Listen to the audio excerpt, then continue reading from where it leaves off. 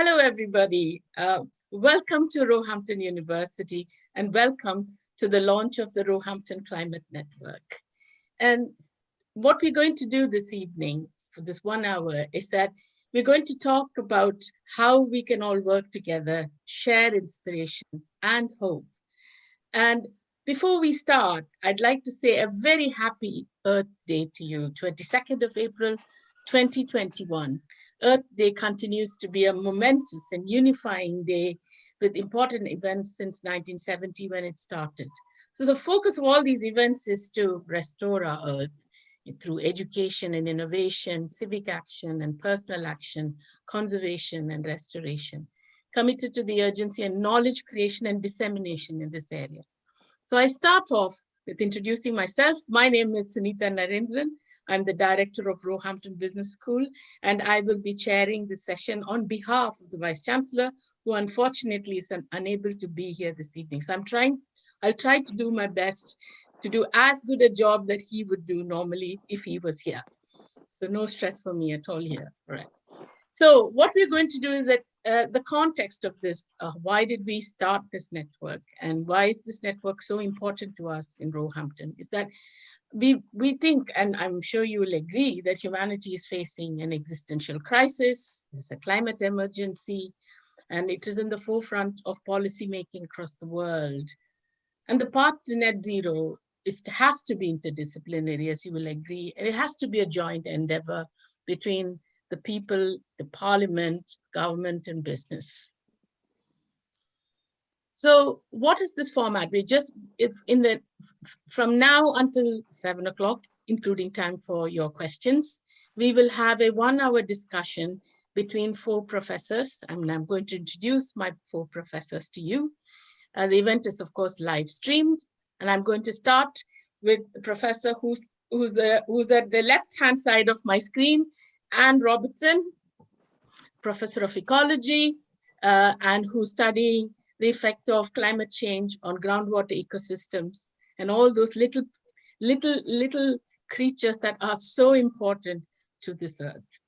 And then I have Professor Jeremy Gilbert, who's from Law and Social Sciences, and he is looking at the rights of indigenous people to their lands and to their natural resources in the context of climate change.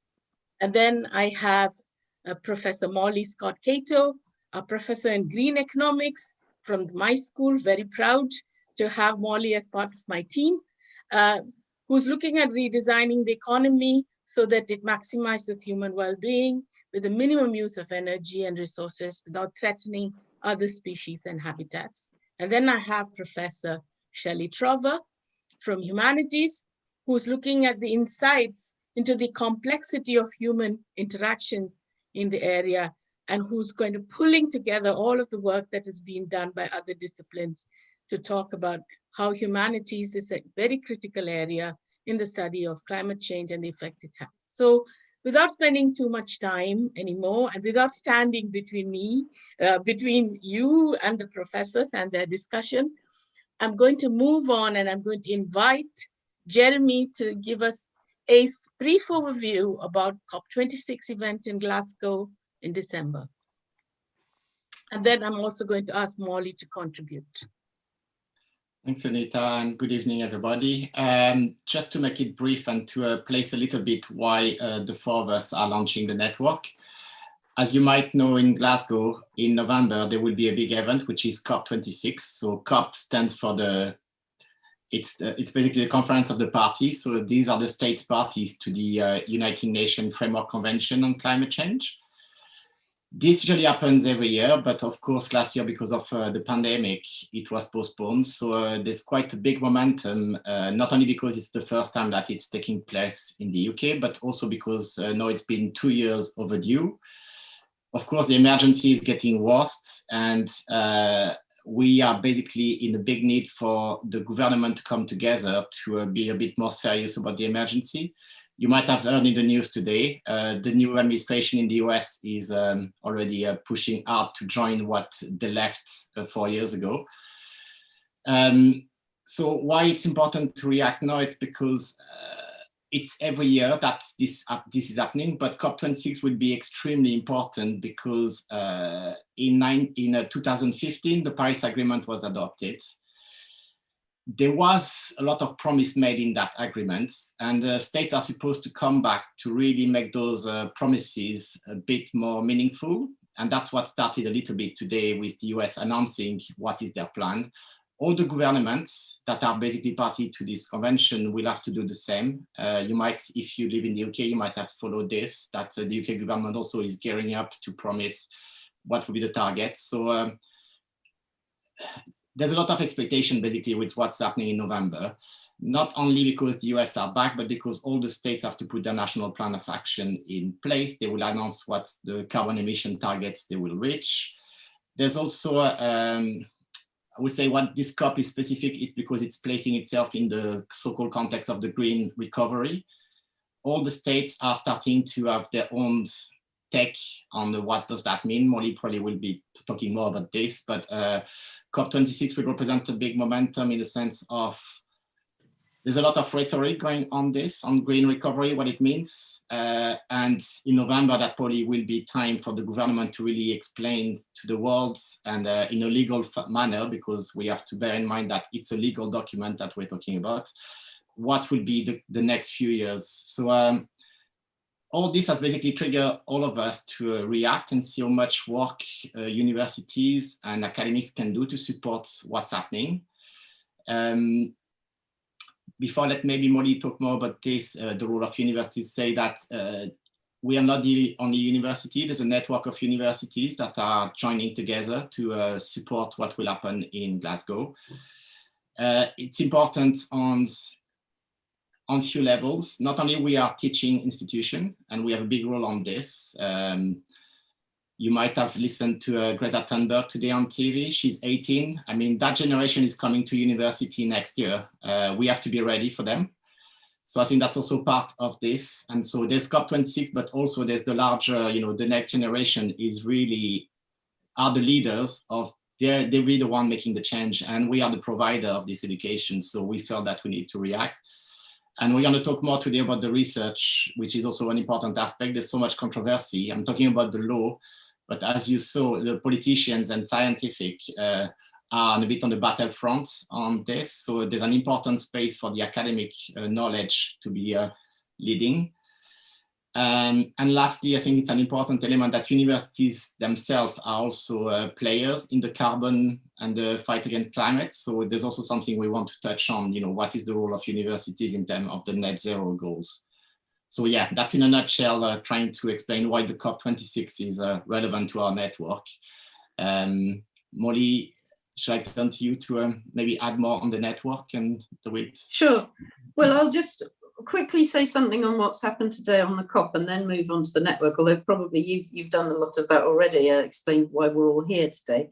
But I think when we decided to launch today, we knew it would be Earth Day, but we didn't know it would be this day when Joe Biden decided to really put some energy behind the COP process. And obviously the UK is hosting the conference, but we're not doing very well in terms of leadership. And so it's interesting, I think, that Biden's decided to do this, and it's really building up momentum for the end of the year.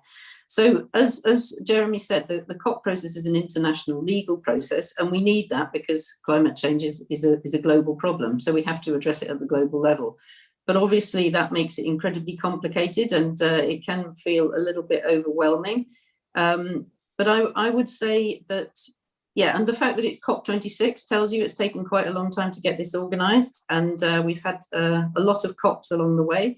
The Paris COP was actually, which was 21, that actually made a very significant contribution by telling states that they had to have these nationally determined contributions. And it stopped the process where we had that it was going to be legally binding. And so countries were very loath to actually agree to legally binding limits. And that's why the Copenhagen COP failed.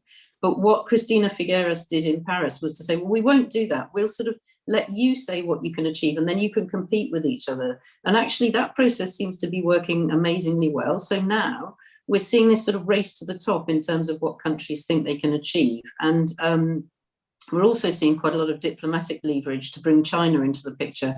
And now everybody has accepted that we're going to be moving beyond fossil fuels. And even though I find it really frustrating that this process is so slow, I can remember when I first kind of realized what it would mean to move beyond fossil fuels myself as a green economist. It wasn't that long ago. So I do think the world's moving very fast. And even though Greta is I'm basically with Greta in what she says, nonetheless, we are making really important progress. And yeah, so I think there is a lot of hope in what's happening now in the COP process. So moving on quickly to why we've set up this network. Actually, it's all down to Jose Margaez, who's not here visible, but he is here. And he said, oh, I think that would be a good idea to set that up. So he suggested the names of the other 3 professors who are here. And between us, we sort of met and we said, yeah, we think we can really make something happen here. And we can, and what surprised me and really pleased me is the way we've drawn out all the different research that's happening across the university, which you can now find on the website. And yeah, I've been really impressed by everything that's happening in Roehampton that we're going to talk about a little bit later. And I would just echo what Jeremy said about the fact that we have young people coming to us who are already showing leadership on this issue. And I'm 57, so I have to say I feel a little bit embarrassed and ashamed. I mean, I did everything I could, but my generation has, not dealt with this problem, and we are handing it on. And the young people I meet and interact with have incredibly deep insights into the nature of this problem and what we have to do to address it, and a real sense of responsibility for addressing it. So they come into the university and, we learn from them as well as them learning from us, I would say. And they're also at a stage of their life when their patterns of behavior, maybe I shouldn't say they, because I'm sure there are students listening, patterns of behavior aren't fixed. And through talking and sharing and rethinking our lifestyles, we can make sure that we're creating a generation of young people who live in a way that isn't going to destroy the climate that we all depend on. So just to say that the network itself that we're launching today has 3 roles, and they kind of interact with each other. The first one is to organise public-facing events focused on the research that we do, and also the interaction between the research that's happening in the different schools across Roehampton. And I also think, I think that's the second point, is about interdisciplinarity. And already in our conversations, we've found lots of ways in which, we can learn from each other and be inspired by each other. And that's what we're going to talk about a little bit later as well. And lastly, we hope to be a little bit of an activist organisation as well. And just like there's a race to the top in between countries, there's a race to the top between universities as well, in terms of how quickly and how deeply we can make sure that we reach net zero carbon, and also have good performance on other environmental measures as well. So we're hoping we can work with the students, with the amazing Roehampton project, with the Students' Union, and really make sure that Roehampton's a leader on the climate issue. That's fantastic. Thank you very much for setting out the objectives of this work, and also for mentioning Roehampton, which I'm very proud of myself. And I'm going to now ask each of you to sort of briefly tell us how did you become involved in climate-related research or campaigning, because some of your research involves campaigning as well. So could I ask Shelley to kick off this discussion? How did you get involved in the research that you're doing? Fantastic work, really. Thank you. Well, yeah, I don't think it was any one thing. I have been aware of environmental issues for a long time, but it really kind of became central to my concerns about 5 or 6 years ago, and it was just reading things. So I read an article by Naomi Klein in the London Review of Books. I think it was social media, I found it that way, which brought home to me how climate change is already impacting so much on people. Yeah, and I'd always seen it as a kind of future thing, and suddenly I'm like, its impact. It was about the Syrian crisis and how climate change had played a role in that. But yeah, and articles in the Guardian and things. So it was just, reading up on things like this, and accessible kinds of science that was in the Guardian and things. That, it really hit me how serious this is, and it stayed with me. So ever since, I've had quite a sustained focus on it, and it started making personal changes and getting involved more collectively in actions like with school strikes with my children, Extinction Rebellion a bit, the Green Party, I did a bit of campaigning there. And then as soon as I could, I've been trying to move it into my research more and more. So I've started to do that now. So we'll be talking about that shortly, I expect. And Annie, can you give us an idea how you started and how you got, what's your research and how you got involved? Okay, hello, yes.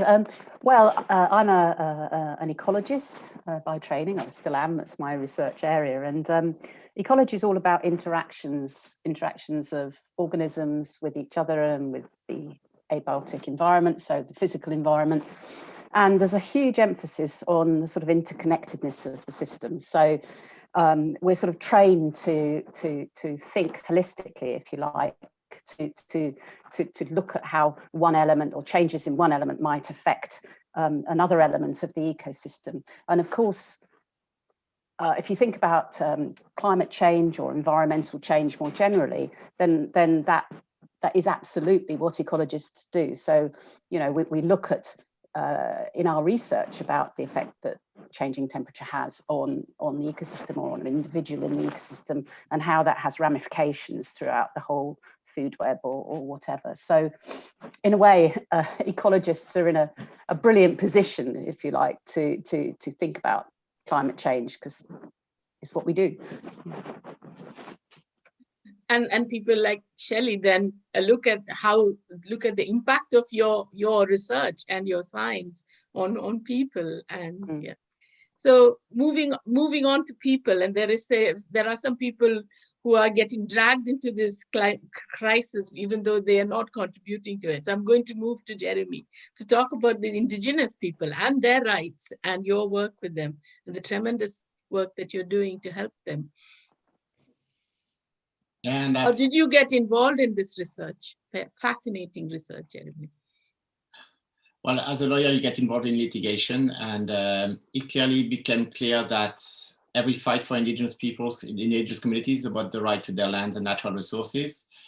But what they're facing are often, you know, a loss of land or land grabbing by larger interests that coming into their land. It might feel a bit far-fetched from what's happening to the climate, but it's not. It's actually the front line, because this is basically, they are the guardians of the forest. This is where they live, but because they don't have the right to those lands, they've been pushed on the side by other interests. And what I discovered, sadly, often those interests are actually led by greenwashing a bit on, you know, trying to pretend that we are fighting climate change, but we're not, because we are basically deforesting on a massive scale to put monocrops plantations. So that's how I got involved a little bit, by supporting those cases as an expert witness or building evidence with the communities, trying to use the human rights language, because we haven't talked about this, but there's a massive impact of climate will be on human rights. And also that's all the process of the network. We can talk more about this and the interest of working with ecologists and other field. But in terms of the law, there's a lot of litigation at the moment, climate litigation, which has become a field. So we both teach it at Roehampton, but also get involved in terms of litigation, supporting people going to court to challenge governments. I saw in the chat that there's already a question on, are we going to be confident that countries are going to implement this? The only way is actually to take them to court at the moment. We have no other recourse. The elections are another one, but that's another debate. But at the moment, what's happening across many countries is to take legal action. And there's been a few cases in the last 2 years that have been quite successful to put governments in front of what's happening. There was a case in the Netherlands where people took the government to court to say that they were not respecting what they're supposed to do in terms of fighting the climate. So that's, yeah, in a nutshell, this is how lawyers and litigators are getting involved. It's to trying to push the other way. It's to use the court system to force government and corporation to be proactive. Great, fantastic. And then moving on to Molly, how did you get involved in this research and all those books you've written? Phenomenal number of books. Plus, sitting in the European Commission and fighting. I'll be brief, because the answer is I actually can't really remember. But I'll just say that I do remember that I produced a pamphlet which was called Climate Change is Here Now, and that was sort of riffing off the title of an Oasis album which was called Be Here Now. And so I checked on the internet, and that was actually released in 1997, so it's been a very long time that I've been involved in this agenda, and it definitely relates to having children. And my son was born in 1987, and I became a grandma this year. So I feel like there's a whole generation of work on climate change, and it's just as well something's actually shifting now. Otherwise, I would honestly be feeling a bit despairing. But just to say that, yeah, having children really changed my focus. I think a lot of people, maybe especially women, do find that. And then I tried to work out where the problem was, and it seemed to me a lot of the problems were coming from the way the economy was working and putting endless pressure on the environment. So I went back to the university and did a PhD with small children, and yeah, so that was quite a trial, but that was, yeah, sort of 1996 to 2000, and that's how I became a green economist, and I've been doing that ever since. Fantastic. That takes us nicely to the next question that I'm going to ask you. What does your discipline have to offer? Because we've got Molly from economics and from science, life sciences, Shelley from humanities, and Jeremy from social sciences and law. But what does your discipline have to offer? Just quickly, and then we will showcase some of the work that you've been doing in these different departments. So if you can just briefly, touch on what you've been doing, what is your department, your discipline been doing in this area. Shall I start this time with Anne? Okay, yes. You're just doing a lot of work in your department, aren't you? Well, I think we are actually, yes. So in the Department of Life Sciences, most of us identify as scientists, not all, but most of us do. And scientists, if you like, provide the underpinning evidence, really, for demonstrating the effect of climate change and the sort of devastating impacts that it will have. And so I think that scientists in the department, and also, of course, more generally, have a really central role to play in this emergency effectively. Having said that, I think scientists are actually, with notable exceptions, actually very bad at explaining their data and their findings to non-scientists. And this is where interacting with people across different disciplines becomes so important as far as I'm concerned.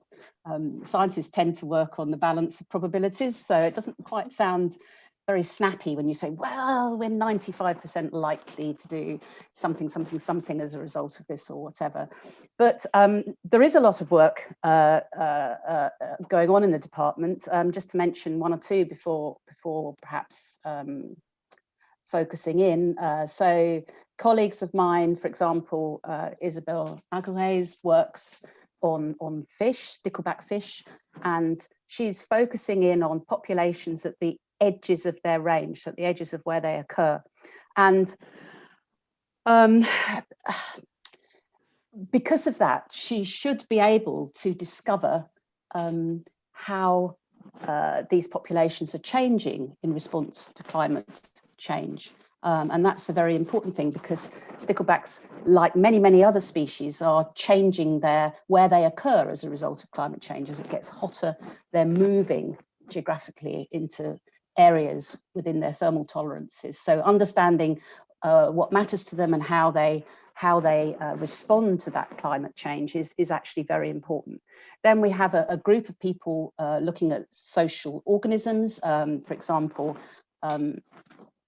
primates, and looking at social networks and looking at how those networks in primates and other vertebrates change in response to climatic change and environmental change, general environmental change as well.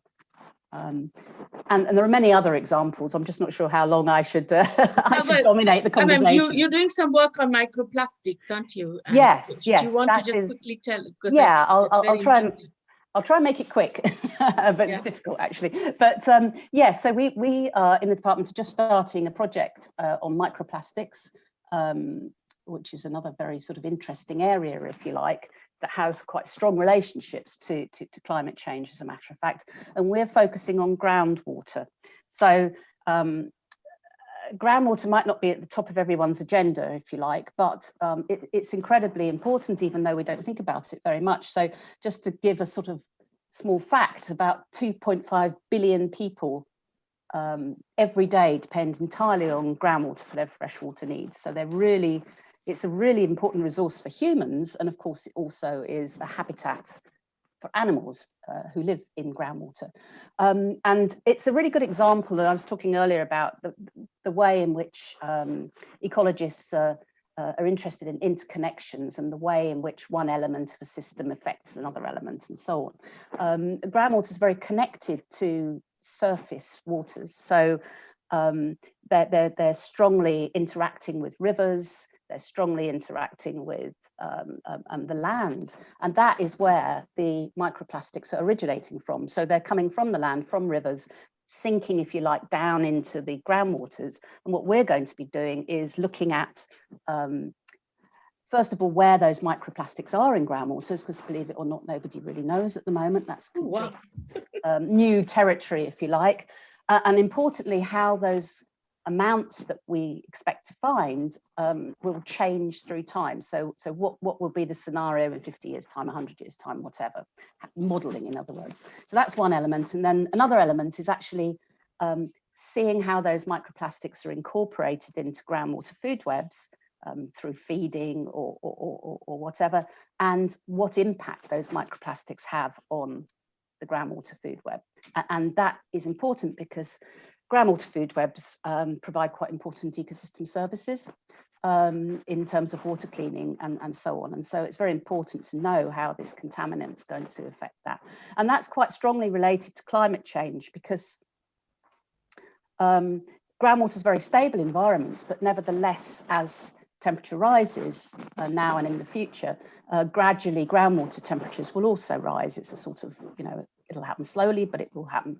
And as those temperatures rise, if you like, temperatures are master variables. So the metabolic rates of the organisms in the groundwater will also change, and the way in which they can or maybe can't process microplastics will also change. And of course, groundwaters, as I say, they're very connected to surface waters.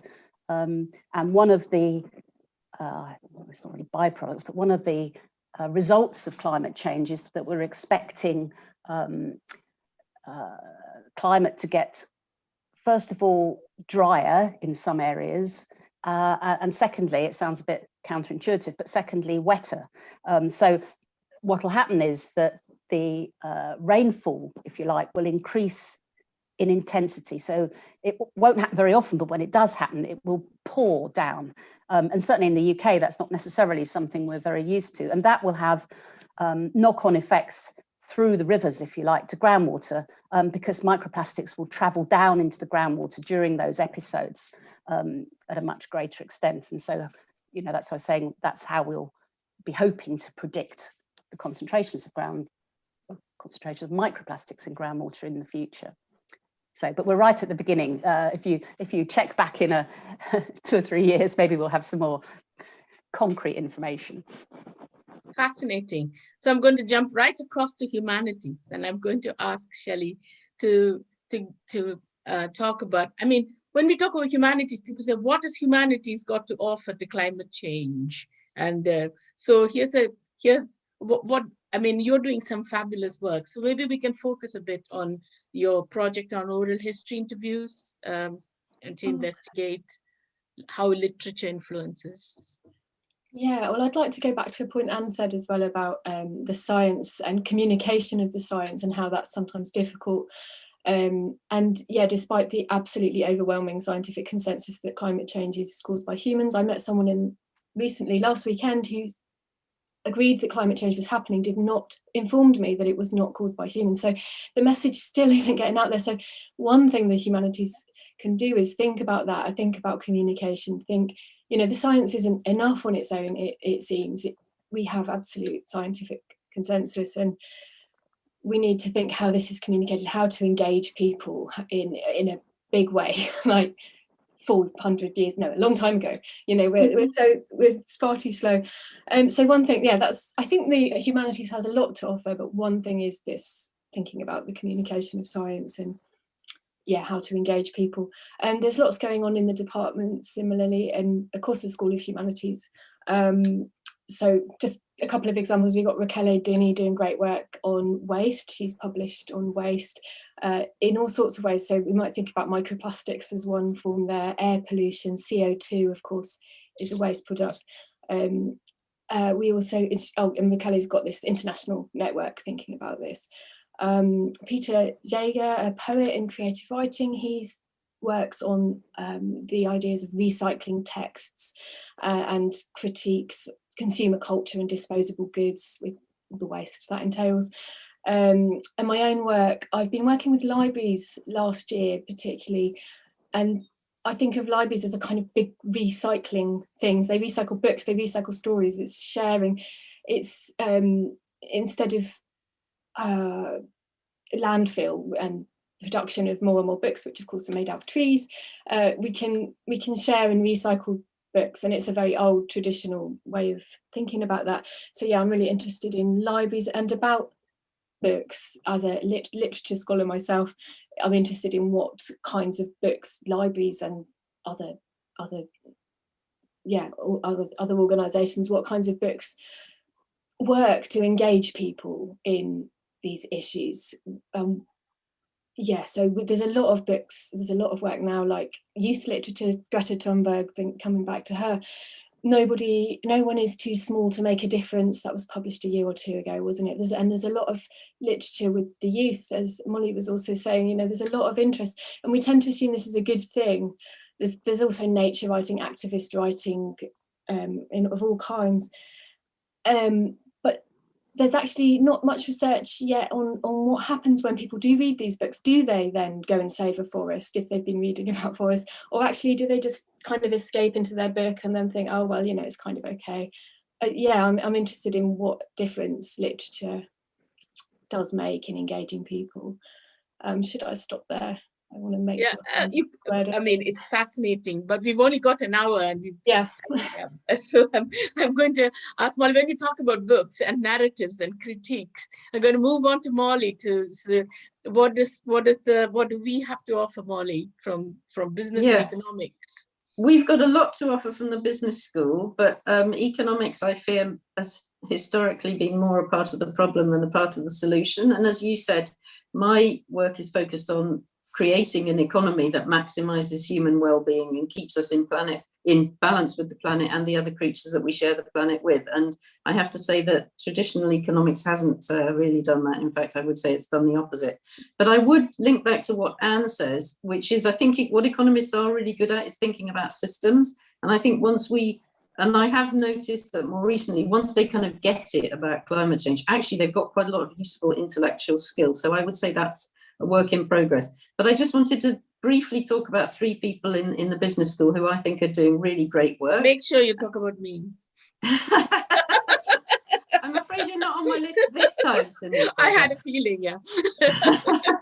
So the first one is Stephen Drinkwater, and he's undertaking research on attitudes to climate change. So he's a kind of number crunching guy, and that's another thing, of course, economists do a lot of, and he is a fellow economist. And so he's using large-scale survey data to see how people's attitudes are changing really on climate change. And he's also previously produced a state of science review on migration and global environmental change, which is of course crucial. You know, we talk a lot about migration, but we don't think so much about what's driving migration. And in many cases, that is actually the climate crisis.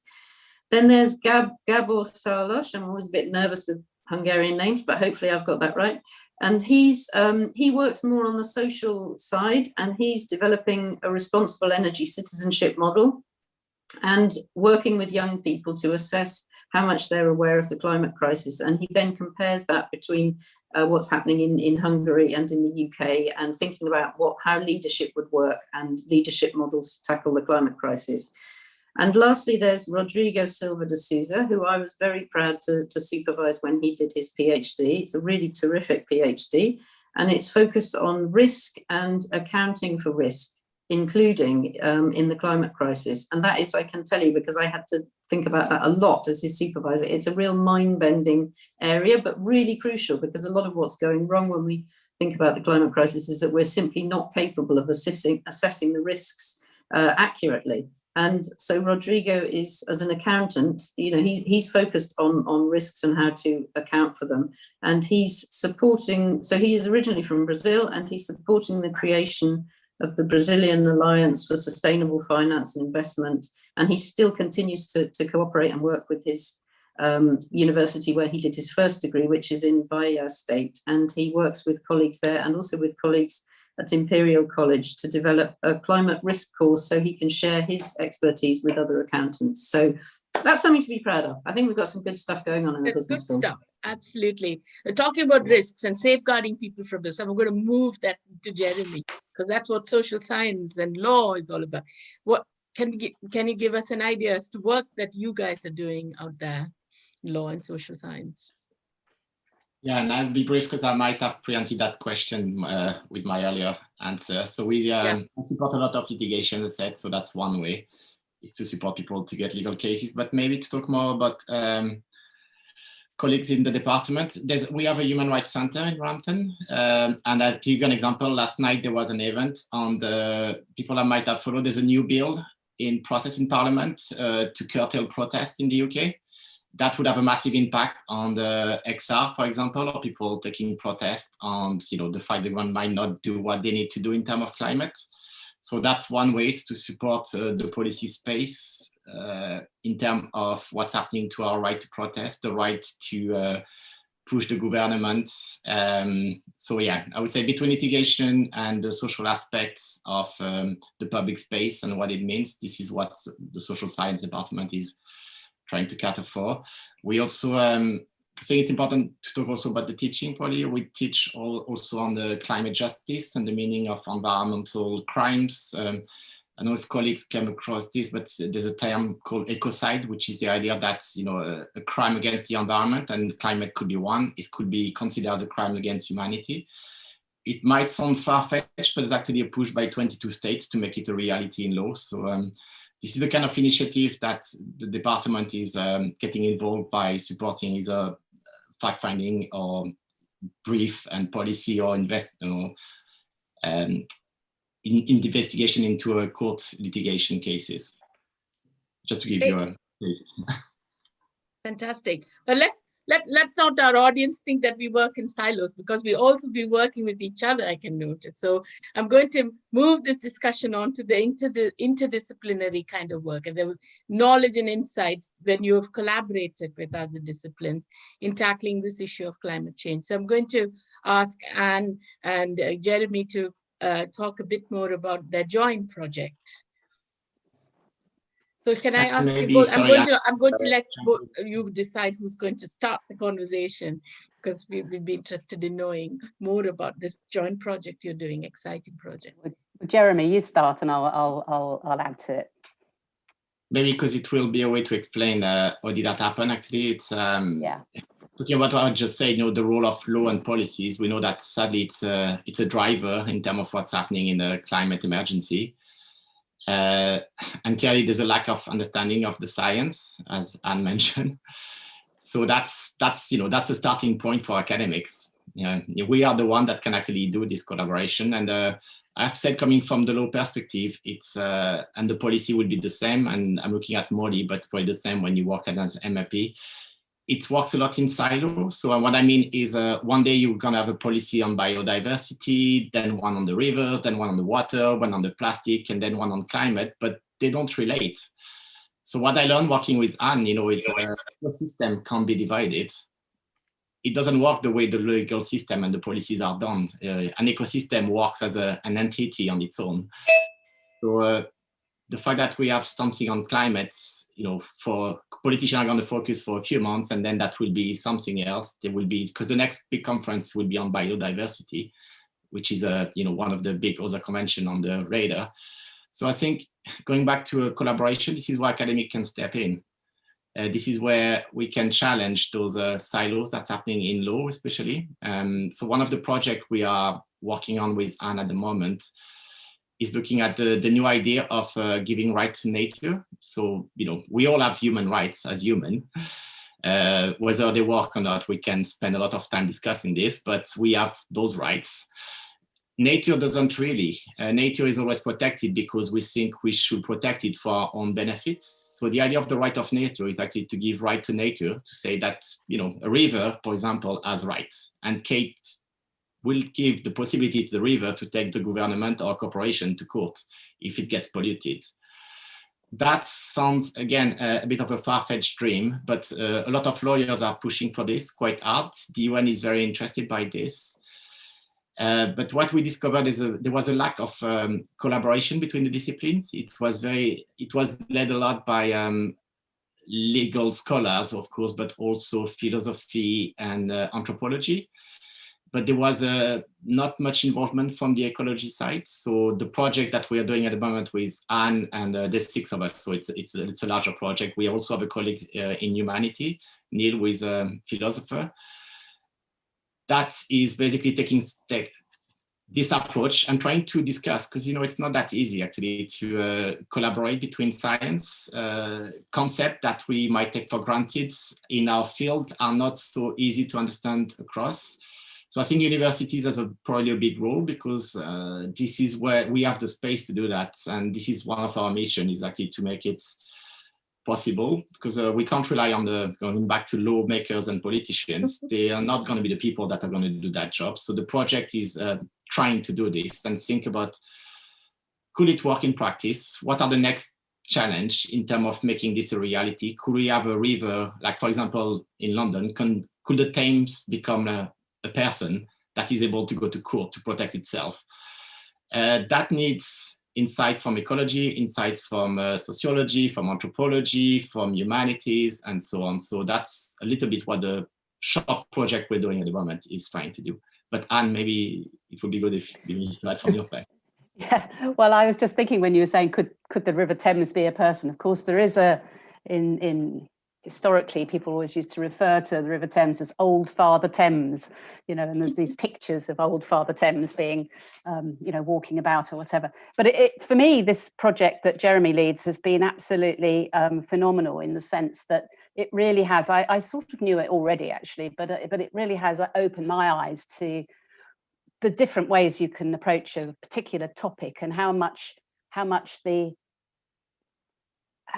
sum of the parts is greater than you know, it's more than the sum of the parts, if you like, the project, because we all contribute a rather different discipline, and somehow, at least I hope, they're going to be welded together, if you like, to form a, you know, a very interesting result. And I think, again, you know, I mean, I think the role that the ecologists, I mean, I'm an ecologist, and we also have a geomorphologist on board.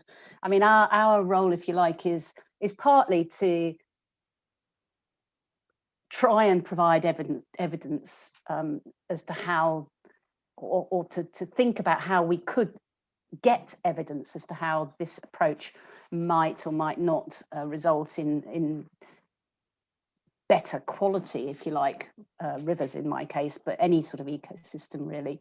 But so I think that's what I see as contributing, and also just to sort of understand how other people think about ecology, and how other people think about the ethics of conservation and so on. I think it's been an amazing project, in my view, anyway.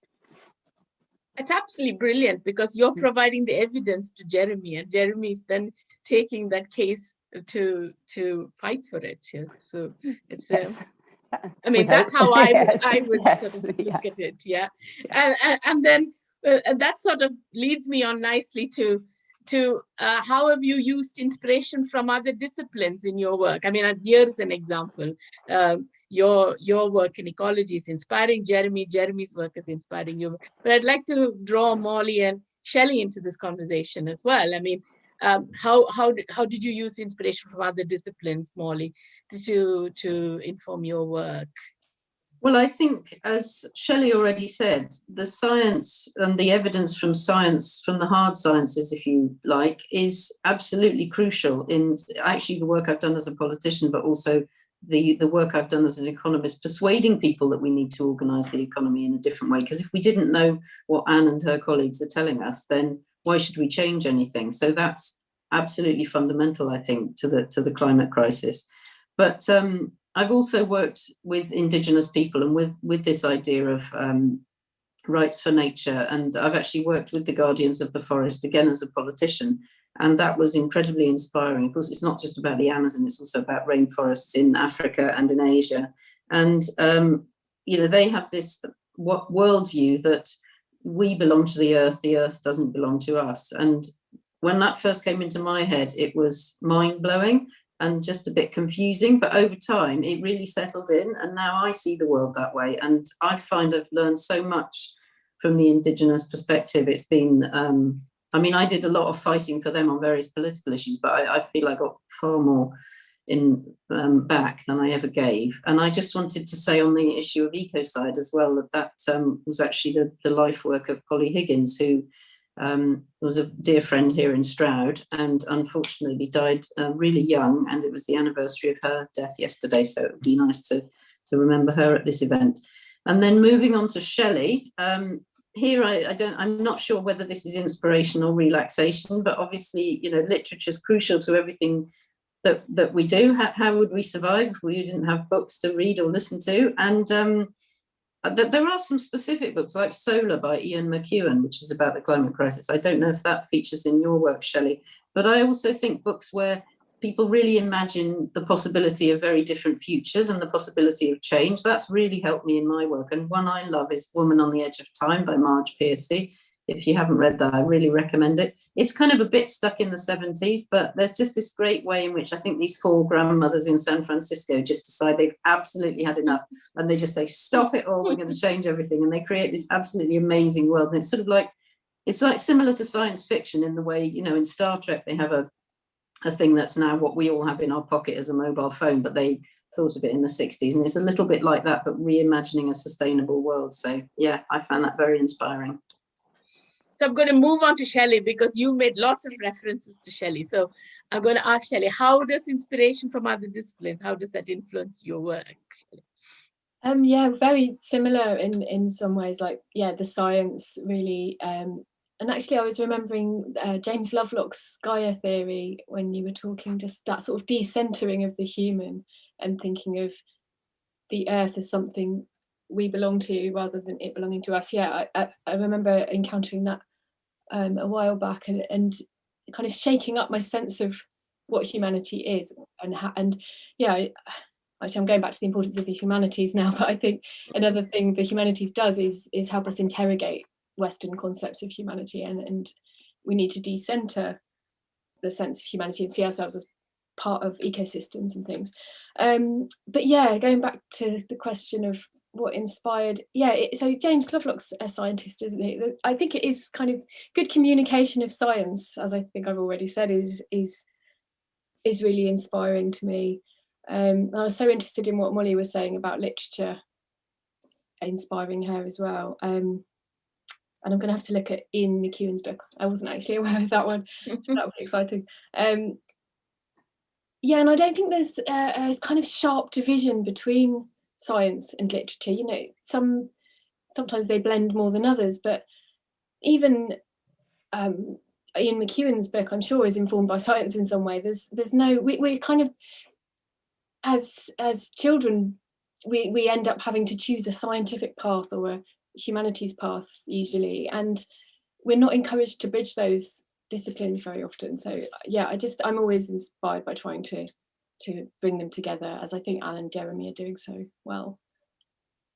I think that will do for me. Well, that's great. And one of the things I've been doing is we've been having some really good questions coming up on chat. But I didn't want to sort of interrupt the flow of the conversation. But that I've now pulled up all the questions that came on chat. And I think we have some time. We've got about 10 minutes left. And so maybe we can dwell on some of those questions that have come up on chat. I think the first question that came up on chat was something that Jeremy already addressed, but I think I'd like to ask this question of all of the 4 professors who are here with me. I mean, how can we be confident that the UK will implement its plan of action? And I know it's a very ambitious plan of action that the UK has got. I'm going to sort of ask Molly. I mean, Jeremy has sort of addressed it, starting with Molly and then moving on to my four professors. Well, I think the thing to note, when I say there's a race to the top, it's a race to the top in terms of promises, and those promises come with dates, and the dates are often beyond the time at which the politicians who are making the promises will still be in power. And I have to say, as somebody who's been involved in politics, that makes me incredibly suspicious.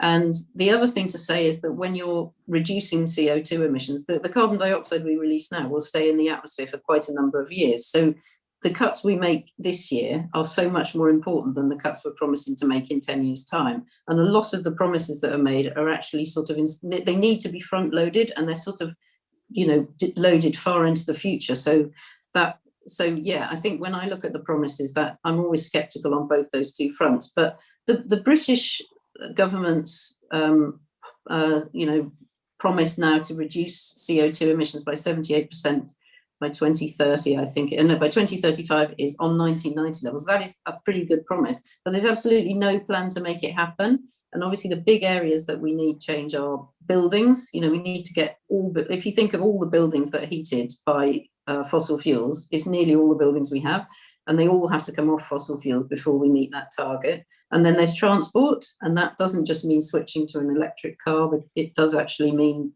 public transport, traveling less, especially flying less. So big behavioral change is needed there. And the other thing is total transformation of industry, especially heavy energy industries like cement and steel and so on. And at the moment, there is no plan for any of those things. So yeah, I think I'm with Greta on this one, and I'm saying, where's the plan? Great promises, where's the plan?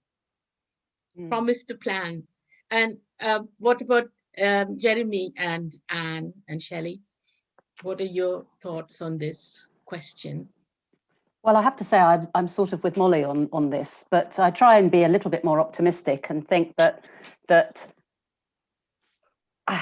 as ever, it can be done. Humans are, even though we are part of the natural ecosystem and blah blah blah, I mean, we are amazingly resourceful, and if the political will and finance, of course, is there, we could do it, definitely. And I think a big part of whether it can be done or not is perhaps not just down to the politicians, but also down to individuals and groups to, if you like, lobby and push for this to go forward. Although, and I know people have been doing a great job on this, superb job, but to try and keep that pressure up, if you like, to meet these targets, I think will be very helpful.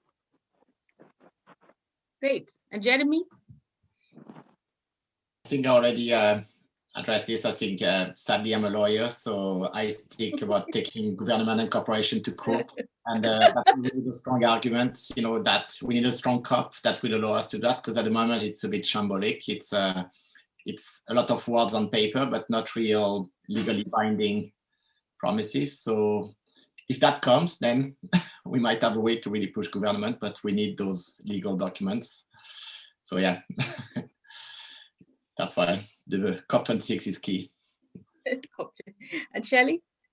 I haven't got much to add, really. Yeah, I agree with Molly and Anna and Jeremy. And yeah, sometimes the government seems to be going in one direction and at the same time invests billions in roads, and sometimes it just doesn't seem to add up. Great. So the next question I've got here is that it's a reflective one. It would be good to know how student leaders at Roehampton can get involved to drive this forward. So something for you to think about. There is a call for student leaders to get involved with the work that you're doing. Jeremy always says that to us when we have our meetings, so I reckon you should answer that, Jeremy. That's clearly, and I mean, I think there's a broader question on the goal of the network. This is a conversation which is starting, and you know, we are looking for everybody to get involved. It's not only us there on the call. You might have seen on the website as well that is being developed on the network. There are many other colleagues across departments. So we really hope that it's a push by the university, and that includes, you know, the student body is very proactive in Roehampton, so we really rely on this. Roehampton is also a partner in this. So I said today we're using Earth Day to launch it, but it's an open plate for all of us to be proactive. And that means in Roehampton, that means the student body. It's clearly important. There's a plan, to develop more specific curriculum development on this. They have colleagues in humanities that are working hard on this. There's also a plan to have a bit more, I think one of our dreams, going back to what we just mentioned, the importance of collaboration between the disciplines and the department, that's going to be key. So really keen to explore the way we can get students to not be stuck in their own discipline and be able to travel when it comes to climate change and environmental and ecological emergency between departments. Why not having a cross module that could allow students to do a bit of business, a bit of humanities, a bit of ecology, a bit of social science on those issues. Universities are a bit stuck in the old ways because that's the way they were developed, but probably it's also an occasion for us to challenge this. So what I'm saying, it's an open plate, really. We rely a lot on the student body and some of the student union that are very proactive on this in Roehampton. So yeah, it's more of a call than a clear plan. But maybe colleagues, you want to share more on this, Molly? Well, I would just add that I had a conversation with somebody yesterday about exactly that. And as Jeremy says, we're launching today, but we've got plans for this. And I think once we move out of the sort of very heavy teaching period, we'll definitely take that forward. And there are, we've got the Student Senate and we've got the Student Union, we've got various other bodies who we're keen to work with. Great. And then I've got a lovely idea that has come through the chat, is that I wonder if we could do a rewilding of one of the university's large expanses of lawn. I was just reading today about Bristol doing this in its Cathedral Green, and it looks great. Oh, that's such a lovely idea. This is quite a funny one, because the reason that happened in Bristol, it's like right outside the cathedral and the county hall. So it's really in the middle of Bristol and a really sort of posh part of Bristol as well. And Greta Thunberg came to Bristol. Last time she came to the UK, she came to Bristol, and it was a really wet, awful day. And there were just masses of people there on that piece of grass, and it was completely destroyed. It was just all trampled and muddy. And of course, all the right-wingers in town were saying, oh, you don't really care about the environment because look what you've done to College Green. And so then there was a crowdfunder and everybody gave money. And instead of turning it back into grass, they turned it into a wildflower meadow. So it's actually a very nice story. But there was also an interesting thing today, YouGov poll showing huge numbers of people want to have all sorts of animals brought back, including lynxes and wolves as well. So I'm not suggesting we have wolves in Roehampton, but we could maybe have some wild boars. No. Oh wow! Well, of course, we do have a researcher in life sciences who's part of a very large EU project, Gary Marvin, Professor Marvin, on wild boars. I don't know if I do recommend wild boars actually for Roehampton, but it's very interesting. I mean, it's a fantastic idea, and I'm based at those of you at Roehampton will know Whitelands College. We have a lovely outdoor space, the same as a lot of Roehampton does. One of the biggest outdoor spaces is a set of playing fields at the back of the college, and these are, well, not unfortunately, I mean very fortunately, widely used by the students for football matches and such in normal times. But I must admit, I've often cast a sort of longing look at them, thinking how lovely it would be if we could have, sort of plough them up a little bit to put wildflower meadows and so on in there. Maybe, you never know. Great. I've got two more questions. I'm going to move on quickly because I want the panel to answer all of the questions. Then now this is a serious one, and this is Jeremy touched on the role of universities in the preparation of the next generation of students. What does this mean for universities? What needs to change across institutions, departments, and courses to raise a more environmentally friendly and active generation? Jeremy, you said that, so I think I'm going to give you an opportunity first to substantiate this. What ideas have you got for the Vice Chancellor, Jen? Remember, you're acting for the Vice Chancellor, so. Yes, I can take it